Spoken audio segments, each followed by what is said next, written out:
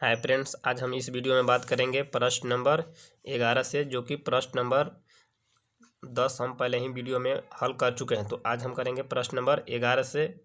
तो ये NCERT यानी हर सिलेबस यानी 10th का मैथ मॉडल सेट नंबर है।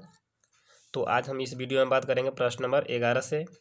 तो प्रश्न नंबर हमारे 11 दिया गया है, द्विघात समीकरण x + 5 × x - 6 = 0 में x का एक मान है। तो चलिए इसे हम हल करते हैं। हल किस प्रकार होगा, तो चलिए देखिए। तो देखिए इसे हम हल करते हैं। तो x का एक मान निकालना है, तो यहाँ तो x का मान 2 निकलेगा, तो हमें x का मान 1 निकालना है, जो कि ऑप्शन नंबर दिए गए हैं। तो चलिए इसे कौन ऑप्शन नंबर सही होगा, तो हम लिखेंगे x बराबर के इस पार लिखा है, तो लिखेंगे बराबर, प्लस वाली संख्या इस पर आएगा तो माइनस में 5 होगा, या x बराबर माइनस वाली संख्या इस पर आएगा तो प्लस में होगा। तो हमें x के मान 2 निकले हैं, 1 - 5 और x बराबर 6। तो चलिए हम -5 इसमें तो नहीं है, और एक हमारा निकाला है 6, तो इसमें 6 है। तो हमें बोला है कि x के कौन सा मान होगा, तो x के 6 मान होगा। x का मान 2 होगा, लेकिन इसमें 1 ही दिया गया है, तो हमें 1 ही मान निकालना है। तो x के मान कितना होगा, 6। तो हमारा ऑप्शन नंबर बी सही होगा। यदि -5 भी देता तो दोनों हो जाता, -5 और 6, इसलिए सिर्फ 6 दिया है तो 6 ही होगा। तो चलिए आगे हम प्रश्न नंबर 12 हल करते हैं।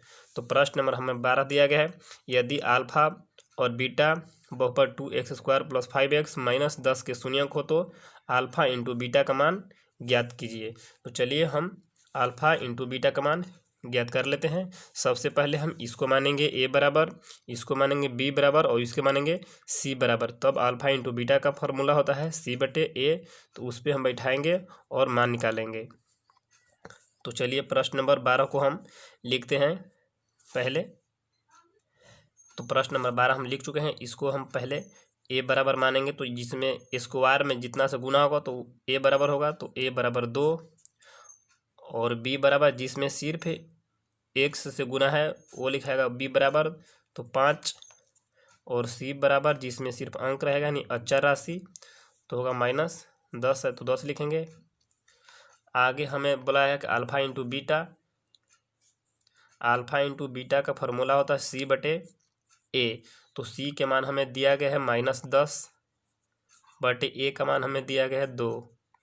तो इसको काटेंगे तो 5 दूनी के 10, हमारा 5 मरतबे कटेगा, और माइनस लगा है तो माइनस, तो हमारा -5 आंसर होगा। तो चलिए हम देख लेते हैं ऑप्शन में -5 दिया गया है, ऑप्शन नंबर बी हमारा सही होगा। तो चलिए आगे प्रश्न नंबर हम 13 देखते हैं। तो हमें दिया गया है कि किसी AP का nवां पद 5n - 3 है, तो दूसरा पद क्या होगा। तो AP का nवां पद हमें दिया गया है और दूसरा पद ज्ञात करना है। तो चलिए इसे हम हल करते हैं। तो देखिए हम लिख चुके हैं, तो हमें दूसरा पद ज्ञात करना है, यानी n के मान 2 दूसरा पद। तो n के मान हम 2 रखेंगे, तो 5 × n के मान हमें 2 रखना है, और -3। आगे हल करेंगे, 5 दूनी 10 -3, 10 में से 3 घटेगा तो बचेगा 7।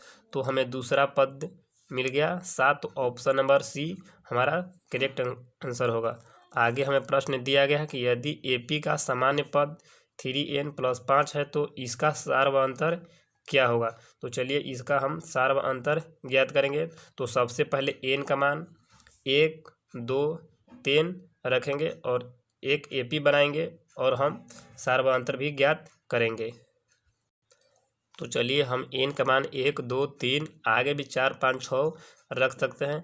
तो चलिए हम पहले T1 निकालेंगे।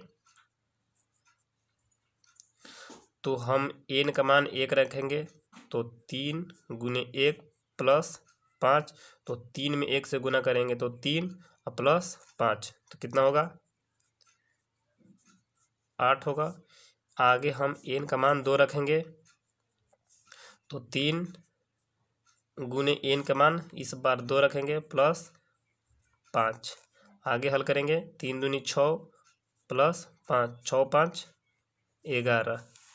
तो आगे हम रखेंगे n का मान इस बार 3 रखेंगे T3, तो 3 गुने n के मान 3 प्लस 5, तो गुना करेंगे 3 3 के 9 प्लस 5, तो 9 5 14। तो चलिए हम एक AP बनाएंगे। तो हमें पहला पद निकल चुका है 8, और आगे दूसरा पद 11 और तीसरा पद 14 आगे भी निकाल सकते हैं। तो हमें बोला गया है कि इसका सार व अंतर क्या होगा। सार व अंतर, तो चलिए हम सार व अंतर निकालते हैं।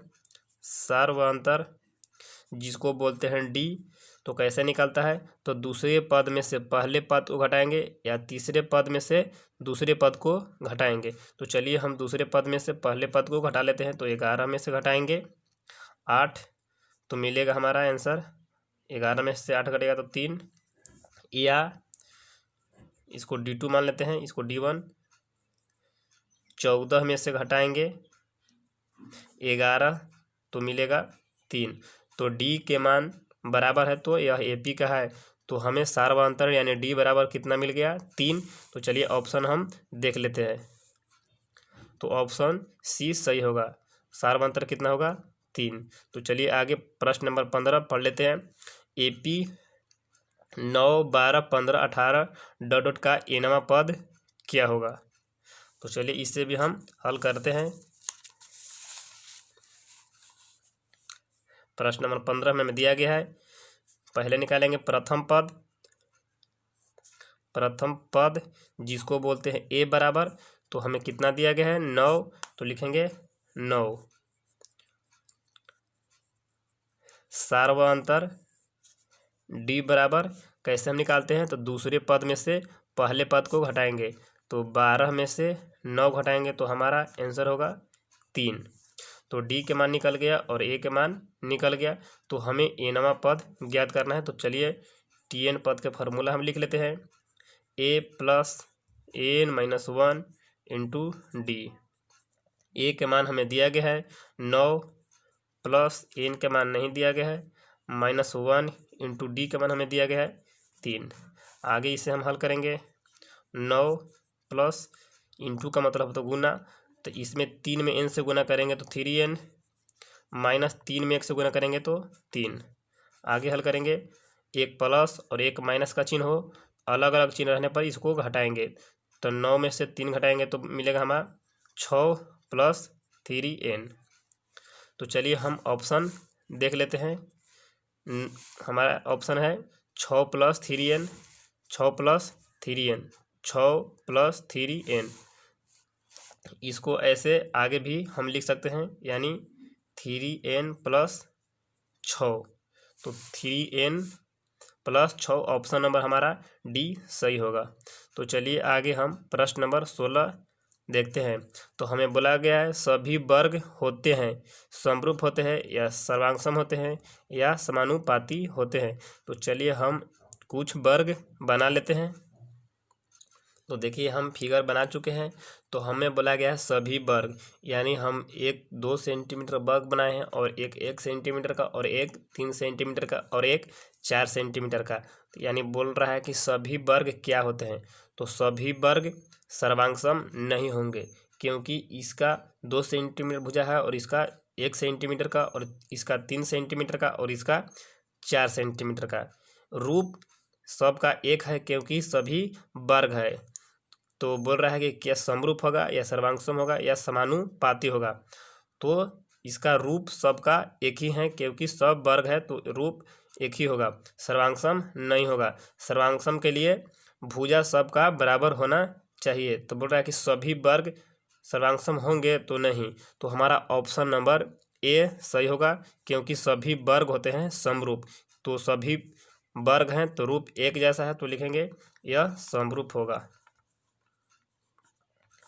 समरूप होगा। तो ऑप्शन नंबर A हमारा सही होगा। तो चलिए आगे प्रश्न नंबर हम 17 बढ़ते हैं। तो हमारा दिया गया है कि समचतुर्भुज के विकर्ण 6 सेंटीमीटर और 8 सेंटीमीटर है, इसकी प्रत्येक भुजा की लंबाई क्या होगी। तो चलिए सबसे पहले हम एक समचतुर्भुज बना लेते हैं जिसमें कर्ण एक 6 और एक 8 दिया गया है। तो देखिए हम प्रश्न नंबर 17 का फिगर बना लिए हैं जिसमें बोला गया है कि विकर्णों की लंबाई 6 सेंटीमीटर और 8 सेंटीमीटर है। एक 6 सेंटीमीटर विकर्ण और एक 8 सेंटीमीटर विकर्ण है। तो चलिए मान लेंगे कि बी डी एक विकर्ण है तो 6 सेंटीमीटर है, तो यहाँ से यहाँ 3 और यहाँ से यहाँ 3 सेंटीमीटर होगा। और एक 8 सेंटीमीटर है तो यहाँ से यहाँ की लंबाई 4 और यहाँ से यहाँ लंबाई 4, तो 4 और 4 8 होगा। यानी समचतुर्भुज के विकर्ण एक दूसरे को समद्विभाजित करते हैं, यानी दो बराबर बराबर भाग में बांटता है। इसका विकर्ण और एक ई विकर्ण जहाँ पर कटेगा वहाँ दो बराबर बराबर भाग में बटेगा, यानी यहाँ से बीच की दूरी और यहाँ से बीच की दूरी बराबर होगा।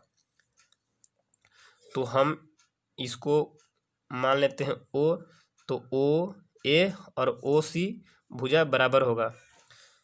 तो हमें इसके प्रत्येक भुजा की लंबाई ज्ञात करनी है। तो हम जानते हैं कि समचतुर्भुज की भुजा बराबर होती है, सभी भुजा बराबर होगा। तो चलिए हम त्रिभुज चलते हैं ए ओ बी में। यहाँ पर समकोण होगा क्योंकि समचतुर्भुज के विकर्ण एक दूसरे को लंब पर समद्विभाजित करते हैं। यहाँ तो लंब होगा, तो लंब यानी समकोण, तो समकोण यानी 90 डिग्री। तो 90 डिग्री के सामने की भुजा कर्ण होती है, तो इसके सामने आएंगे तो ये कर्ण होगा। इसमें भी जाएंगे तो इसके सामने की भुजा कर्ण, इसमें जाएंगे तो इसमें सामने की भुजा कर्ण, इसमें जाएंगे तो सामने की भुजा कर्ण। तो हम ए ओ बी में चलते हैं, तो सामने की भुजा कर्ण समकोण के सामने, तो हमें कर्ण निकालना है। तो चले कर्ण का फॉर्मूला हम लिख लेते हैं। कर्ण बराबर रूट अंडर लंब स्क्वायर प्लस आधार स्क्वायर। तो लंब, तो हमें लंब दिया गया है 3, तो लिखेंगे 3 के स्क्वायर प्लस आधार तो 4 के स्क्वायर। तो आगे हम हल करेंगे 3 के स्क्वायर 9 प्लस 4 के स्क्वायर 16। आगे हल करेंगे 16 और 9 25, और 25 का वर्गमूल होता है 5। तो हमें कर्ण निकल गया 5, तो यानी ए बी भुजा 5।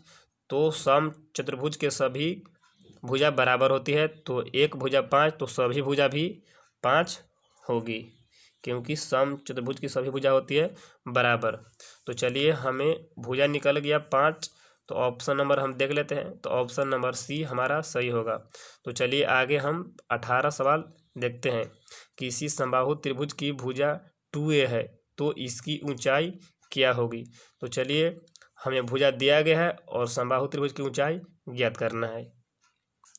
तो देखिए आगे प्रश्न नंबर 18 का फिगर हम बना चुके हैं। तो हमें भुजा दिया गया है 2a, तो हम जानते हैं कि समबाहु त्रिभुज की सभी भुजा होती है बराबर। तो एक भुजा दिया गया है 2a, तो सभी भुजा होगी 2a। तो हमें ऊंचाई ज्ञात करना है, तो लिखेंगे समबाहु त्रिभुज की ऊंचाई बराबर। तो हम लिख चुके हैं समबाहु त्रिभुज की ऊंचाई बराबर √3/2 गुने भुजा। तो ए से बोलते हैं भुजा। तो चलिए इसे हम आगे सॉल्व करेंगे। √3/2 गुने ए यानी भुजा, तो भुजा हमें दिया गया है 2a, तो लिखेंगे 2a। 2 से 2 कैंसिल होगा, तो √3 में गुना करेंगे a से, तो होगा √3a। तो चलिए ऑप्शन नंबर हम देख लेते हैं। तो हमारा ऑप्शन नंबर बी सही होगा। तो ऑप्शन नंबर बी में दिया गया a गुने √3, तो हमारा है √3a। तो ये दोनों बराबर ही हैं। इसको इधर भी लिख सकते हैं a × √3। तो आगे हम प्रश्न नंबर 19 देखते हैं। तो प्रश्न नंबर 19 में फिगर दिया गया है, चित्र में x का मान ज्ञात कीजिए। तो यहाँ पर x है जिसमें x का मान ज्ञात करना है। तो एक त्रिभुज है ABC, तो हम जानते हैं कि त्रिभुज में तीनों कोणों का योग 180 डिग्री है। तो 2 कोण दिए गए हैं, तो हम तीसरा कोण आसानी से ज्ञात कर लेंगे। तो चलिए हम तीसरा कोण आसानी से ज्ञात कर लेंगे। तो कैसे ज्ञात करेंगे? 180 में से ए और एक कोण जोड़ को घटा देंगे। तो हम लिख चुके हैं कोण ए प्लस कोण बी प्लस कोण सी बराबर 180 डिग्री। तो कोण ए के मान हमें दिया गया है 25 प्लस बी का मान हमें दिया गया है 60 डिग्री प्लस कोण सी का मान निकालना है, तो लिखेंगे बराबर 180 डिग्री। 60 और 25 जोड़ेंगे तो 85 प्लस कोण सी बराबर 180 डिग्री। कोण सी बराबर 180, प्लस वाली संख्या इस पर आएगा तो माइनस में होगा। कोण सी बराबर 180 में से 85 घटेगा तो हमें मिलेगा 95 डिग्री। तो कोण सी बराबर 95 हो गया। तो हम जानते हैं कि यदि कोई रेखा समानांतर हो तो इसमें संगत कोण लगता है, तो यहाँ होगा 95 डिग्री। तो संगत कोण आपस में बराबर होते हैं, तो यहाँ 95, तो इस लाइन का ऊपर 95, तो इस लाइन का भी ऊपर 95 होगा। तो कैसे होगा? संगत से। तो लिखेंगे x बराबर 95 डिग्री, क्योंकि कोण सी बराबर कोण एम बराबर होते हैं। क्यों बराबर होते हैं? क्योंकि संगत भुजा बराबर होती है। संगत भुजा बराबर होते हैं। तो कोण सी और कोण एम, कोण सी और कोण एम बराबर होंगे, तो यानी 95 होगा। कोण सी दिया है तो कोण एम भी 95 होगा। क्यों होगा? क्योंकि संगत कोण बराबर होते हैं। तो सी के मान हमें निकल चुका है 95 डिग्री। तो एम का मान दिया गया x डिग्री, तो x का मान होगा 95 डिग्री। तो हमारा ऑप्शन नंबर देख लेते हैं, ऑप्शन सी 95 डिग्री होगा। तो चलिए आगे प्रश्न नंबर हम 20 में बढ़ते हैं।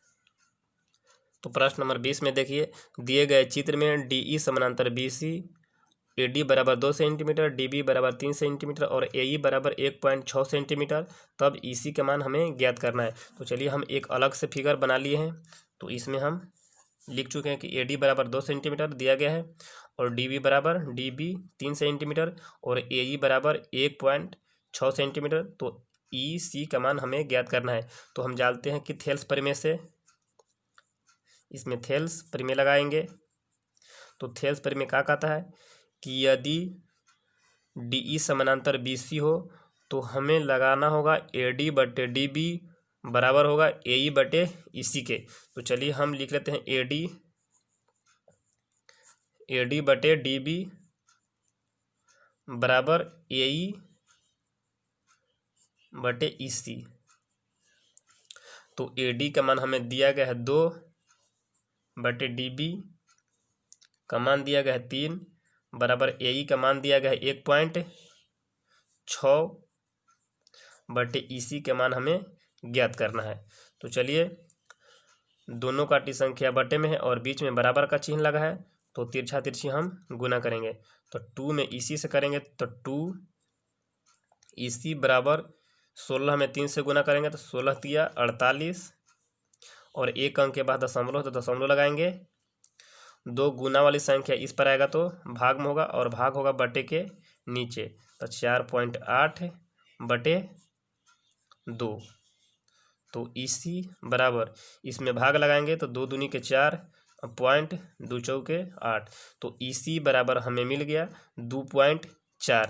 तो चलिए EC बराबर 2.4 हम ऑप्शन में देख लेते हैं। तो ऑप्शन नंबर बी हमारा सही होगा, 2.4 EC बराबर। तो चलिए ये प्रश्न समाप्त होते हैं और 21 प्रश्न से हम अगले वीडियो में हल करेंगे। तब तक के लिए धन्यवाद।